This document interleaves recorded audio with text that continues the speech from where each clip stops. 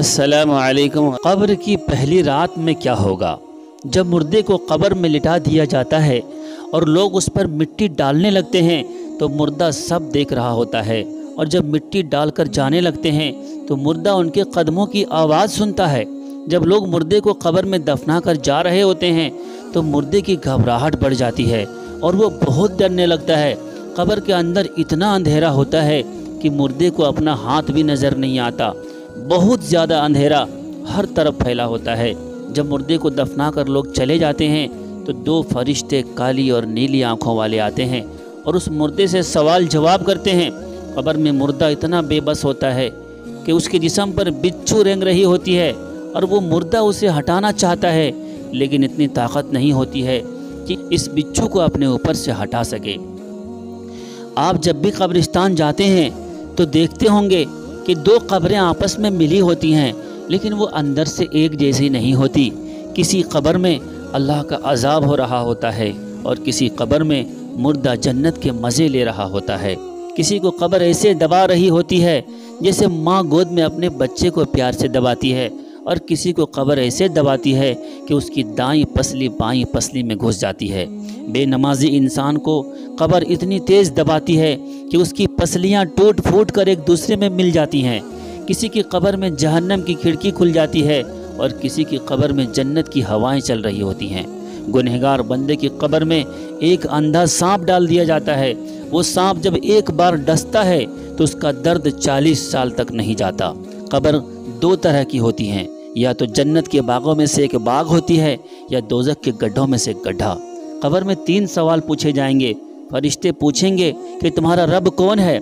जो नेक होगा वो कहेगा मेरा रब अल्लाह है, और जो बुरा होगा वो कहेगा हाय अफसोस मुझे नहीं पता। फिर फरिश्ते दूसरा सवाल पूछेंगे कि तुम्हारा दीन क्या है? तो जो नेक होगा वो कहेगा मेरा दीन इस्लाम है, और जो बुरा होगा वो कहेगा हाय अफसोस मुझे कुछ नहीं पता।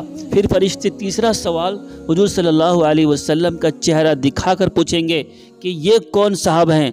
तो जो नेक होगा वो कहेगा ये तो हमारे प्यारे नबी हुजूर सल्लल्लाहु अलैहि वसल्लम हैं, और जो बुरा इंसान होगा उससे फरिश्ते पूछेंगे ये कौन साहब हैं? तो वो कहेगा हाय अफसोस मुझे नहीं पता। जब मोमिन बंदा फरिश्तों के सही जवाब दे देता है तो उसकी कब्र में जन्नत की खिड़की खोल दी जाती है और जन्नत की हवाएं आने लगती है। और जब काफिर बंदा फरिश्तों के जवाब नहीं दे पाता तो उसकी कब्र में जहन्नम की खिड़की खोल दी जाती है, जिससे गर्म लू आने लगती है और उसके लिए जहन्नम का बिछौना बिछा दिया जाता है और उस पर अजाब के फरिश्तों को मुसल्लत कर दिया जाता है। अजाब देने वाले फरिश्ते अंधा, बहरा और गूंगा होता है, जो बहुत ही डरावना होता है। उसकी हाथों में लोहे की रॉड होती है जिससे वो गुनहगार को मारता है। जब मोमिन बंदा फरिश्तों के सही जवाब दे देता है तो उसके सामने जहन्नम की खिड़की खोली जाती है। फरिश्ते कहते हैं कि अल्लाह के नेक बंदे, अगर तुम हमारे सवालों के सही जवाब ना दे पाते तो तुम्हारा ठिकाना ये जहन्नम होती। जब काफिर बंदा फरिश्तों के सवाल का जवाब नहीं दे पाता है तो उसकी कब्र में जन्नत की खिड़की खोली जाती है और फरिश्ते कहते हैं कि देख तूने क्या खो दिया है। अगर तू दुनिया में अल्लाह पर और उसके रसूल पर ईमान ले आता तो तेरा ठिकाना ये जन्नत होती।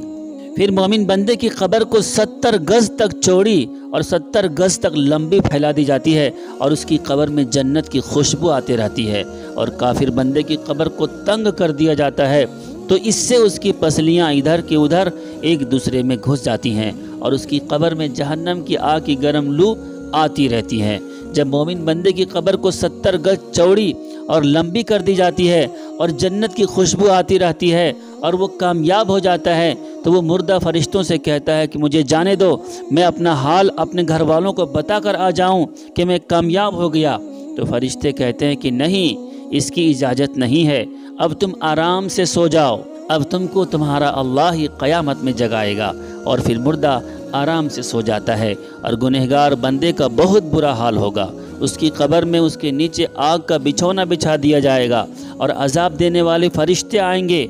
उसकी कब्र में सांप बिच्छू मुसल्लत कर दिए जाएंगे जो उसको डसते रहेंगे। अजाब देने वाले फरिश्तों के पास लोहे की राड़ होंगे जिससे वो गुनहगार को मारेंगे। अल्लाह हम सब को कब्र के अजाब से बचाए। دوستو ثواب کی نیت سے اپنے دوستوں کو ضرور شیئر کریں، ہو سکتا ہے آپ کے شیئر کرنے کی وجہ سے کوئی دوست اس ویڈیو کو دیکھنے کے بعد اپنی زندگی بدلنے کی فکر کر لے اور آخرت کی تیاری کی کوشش کر لے، اور وہ دنیا میں جو گناہ کر رہا ہے اس گناہ کو وہ چھوڑ کر اللہ تعالیٰ کے لیے فرما بردار بن جائے، تو آپ کا کتنا بڑا فائدہ ہوگا۔ آپ کے دوست بھی اور آپ بھی دونوں ایک ساتھ جنت میں جائیں گے۔ اللہ تعالیٰ ہم سب کو آخرت کی تیاری کی توفیق عطا فرمائے۔